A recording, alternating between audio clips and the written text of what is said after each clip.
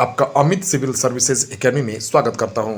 आज मैं आपके लिए बिहार करंट अफेयर्स 7 जुलाई 2023 के सभी इंपॉर्टेंट करंट अफेयर्स के साथ हाजिर हूं। दोस्तों, हम लोग इसमें बिहार के 6 अखबारों के निचोड़ के साथ साथ राष्ट्रीय तथा अंतर्राष्ट्रीय खबरों को भी देखते हैं। तो दोस्तों, जो मेरे चैनल पर नए हैं, चैनल को जरूर सब्सक्राइब कर लीजिए। बहुत इंपॉर्टेंट वीडियो सेशन डेली आपको मिलता है। तो चलते आज के पहले क्वेश्चन की तरफ। बिहार के श्रम संसाधन मंत्री सुरेंद्र राम ने किस जिले में टायर फिटर प्रशिक्षण कार्यक्रम की शुरुआत की है?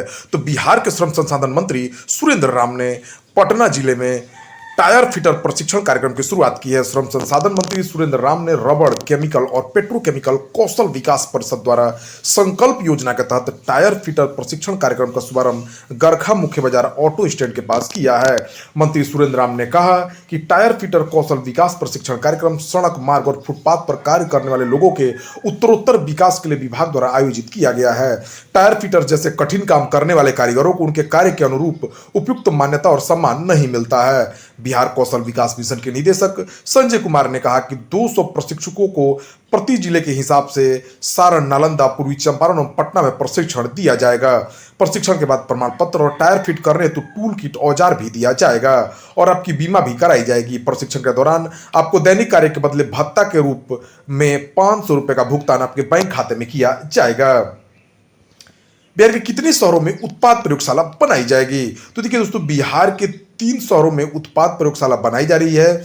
बिहार के मद्य निषेध विभाग ने मुजफ्फरपुर, पूर्णिया तथा भागलपुर में उत्पाद प्रयोगशाला बनाने का निर्णय लिया है। बिहार के मद्य निषेध एवं उत्पाद निबंधन मंत्री सुनील कुमार हैं।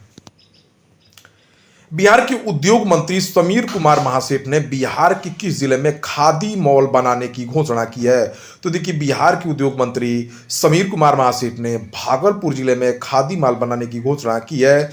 मैथिली ठाकुर जो है बिहार खादी हस्तशिल्प ईटी ब्रांड इक्विटी का ब्रांड एम्बेसडर है। वो मैथिली ठाकुर का जन्म 25 जुलाई 2000 को बिहार के मधुबनी जिले में स्थित बेनीपट्टी नामक एक छोटे से शहर में हुआ था।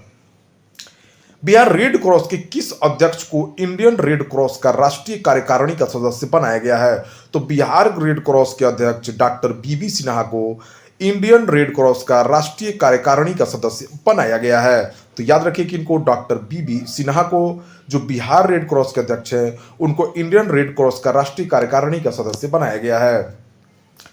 कर्नाटक के शिमोगा में आयोजित जूनियर नेशनल ताइक्वांडो प्रतियोगिता में बिहार के कितने खिलाड़ियों का चयन हुआ है? तो देखिए, कर्नाटक के शिमोगा में आयोजित जूनियर नेशनल ताइक्वांडो प्रतियोगिता में बिहार से 4 खिलाड़ियों का चयन हुआ है। बिहार के खेल मंत्री जितेंद्र रॉय हैं। भारत के खेल मंत्री अनुराग ठाकुर हैं। पीएम मोदी ने किस राज्य में wild life friendly highway project का उद्घाटन किया है?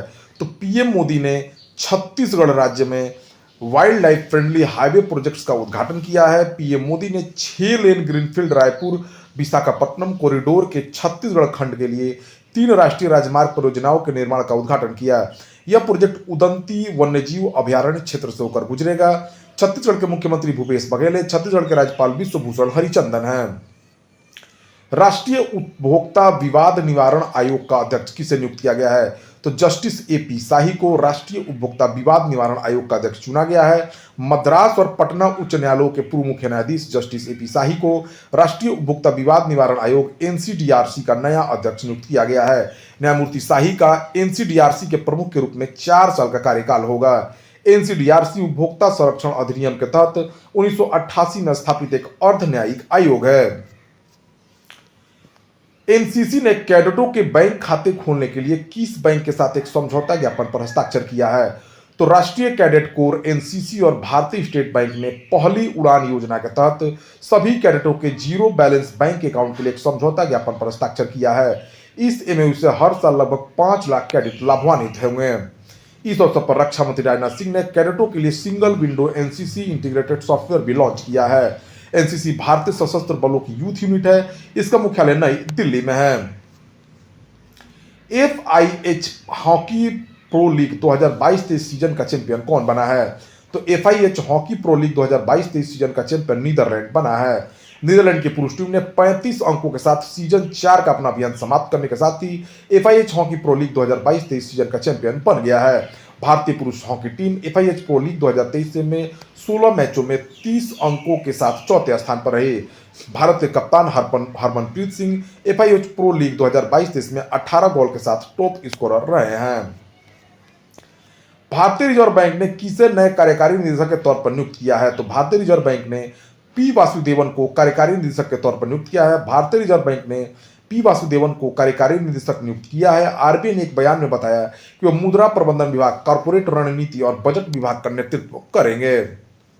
वासुदेवन के पास वाणिज्य में स्नातक की डिग्री भी है। वह institute of cost accounts of India के फेलो हैं। आरबीआई की स्थापना 1935 में हुई थी। आरबीआई के वर्तमान गवर्नर शक्तिकांत दास हैं। भारत ने इलेक्टोरल कॉर्पोरेशन के लिए किस देश के साथ समझौता ज्ञापन पर हस्ताक्षर किया है? भारत ने इलेक्टोरल कॉर्पोरेशन के लिए पनामा के साथ समझौता किया है। भारत के चुनाव आयोग और पनामा के इलेक्टोरल ट्रिब्यूनल ने चुनाव प्रबंधन और प्रशासन के क्षेत्र में सहयोग के लिए संस्थागत ढांचा स्थापित करने के लिए पनामा सिटी में एक समझौता ज्ञापन पर हस्ताक्षर किया है। भारत का चुनाव आयोग और पनामा का चुनावी न्यायाधिकरण association of world election bodies के सदस्य हैं। पनामा मध्य अमेरिका में स्थित एक देश है। इसकी राजधानी पनामा सिटी है। उबिनास ज्वालामुखी किस देश में है जिसके चलते वहां आपातकाल की घोषणा की गई है? उबिनास ज्वालामुखी पेरू में है जिसके चलते वहां आपातकाल की घोषणा की गई है। पेरू में उबिनास ज्वालामुखी के विस्फोट के कारण ज्वालामुखी के आसपास के क्षेत्रों में 60 दिनों के लिए आपातकाल की घोषणा की गई है। उबिनास मोकेगुआ क्षेत्र में स्थित है। यह क्षेत्र राजधानी लीमा से 1200 किलोमीटर दक्षिण पूर्व में स्थित है और देश का सबसे सक्रिय ज्वालामुखी है। पेरू दक्षिण अमेरिका का एक देश है। एचओसैम बिजनेस एक्सीलेंस अवार्ड 2023 में 2 प्रतिष्ठित पुरस्कार किस पीएसयू को प्राप्त हुआ है? तो एनएमडीसी को मिला है दोस्तों। राष्ट्रीय खनिज विकास निगम को कोलकाता में एचओसैम बिजनेस एक्सीलेंस अवार्ड 2023 में 2 प्रतिष्ठित पुरस्कारों से सम्मानित किया गया है। एनएमडीसी द्वारा प्राप्त पुरस्कार खनिज विकास पुरस्कार और employer brand of the year award थे। राष्ट्रीय खनिज विकास निगम यह एक नवरत्न सार्वजनिक क्षेत्र का उद्यम है। यह इस्पात मंत्रालय के अंतर्गत आता है। अध्यक्ष और प्रबंध निदेशक इसके सुमित देव है। मुख्यालय इसका हैदराबाद है। G20 स्पेस इकोनॉमी लीडर्स की बैठक कहाँ हुई है? तो G20 स्पेस इकोनॉमी लीडर्स की बैठक कर्नाटका के बेंगलुरु में हुई है। G20 space economy leaders meeting का चौथा संस्करण कर्नाटक बेंगलुरु भारत में आयोजित किया गया। चौथे संस्करण का विषय towards a new space ERA है। यह विषय G20 शिखर सम्मेलन के व्यापक विषय के अनुरूप है। G20 का शिखर सम्मेलन जो भारत में होने वाला है उसका विषय एक पृथ्वी, एक अंतरिक्ष और एक भविष्य है। G20 के बारे में यह 1999 में स्थापित विश्व की अग्रणी अर्थव्यवस्थाओं का एक अंतर्राष्ट्रीय मंच है। इसका प्राथमिक उद्देश्य अंतर्राष्ट्रीय वित्तीय स्थिरता और सतत आर्थिक विकास को बढ़ावा देना है। किस प्रसिद्ध फिल्म निर्देशक को what's love got to do with it के लिए बेस्ट डायरेक्टर का ब्रिटिश नेशनल अवार्ड प्रदान किया गया है? तो शेखर कपूर को, जो उनको what's love got to do with it के लिए बेस्ट डायरेक्टर का अवार्ड मिला है, ब्रिटिश नेशनल अवार्ड। प्रसिद्ध फिल्म निर्देशक शेखर कपूर को what's love got to do with it के लिए बेस्ट डायरेक्टर का ब्रिटिश नेशनल अवार्ड प्रदान किया गया है। पुरस्कार समारोह में what's love got to do with it film को 9 श्रेणियों में नॉमिनेट किया गया था, जिनमें से फिल्म ने 4 अवार्ड अपने नाम किए हैं। फिल्म को बेस्ट डायरेक्टर के अलावा best British film, best screen play और बेस्ट सपोर्टिंग एक्टर का भी अवार्ड मिला है। Shekhar Kapoor bandit queen, mister India से लेकर एलिजाबेथ तक के बेहतरीन निर्देशक के लिए जानी जाती हैं। अमित शाह ने किस राज्य में पहले सहकारी संचालित सैनिक स्कूल की आधारशिला रखी है? तो केंद्रीय गृह एवं सहकारिता मंत्री अमित शाह ने देश के पहले सहकारी संचालित सैनिक स्कूल की आधारशिला रखने के लिए एक आभासी समारोह आयोजित किया राजधानी गांधीनगर में। ठीक है, तो गुजरात के गांधीनगर में इसको किया गया स्थापित। गुजरात के मुख्यमंत्री भूपेंद्र भाई पटेल है। राज्यपाल यहाँ के आचार्य देवव्रत है। गुजरात की राजधानी गांधीनगर है। भारत के किस राज्य में 10,000 एकड़ में दुनिया का सबसे बड़ी जंगल सफारी बनाई जाएगी? तो भारत के हरियाणा राज्य के में 10,000 एकड़ में दुनिया का सबसे बड़ा जंगल सफारी बनाया जाएगा। हरियाणा का राज्यपाल बंडारू दत्तात्रेय हैं। हरियाणा के मुख्यमंत्री मनोहर लाल खट्टर हैं।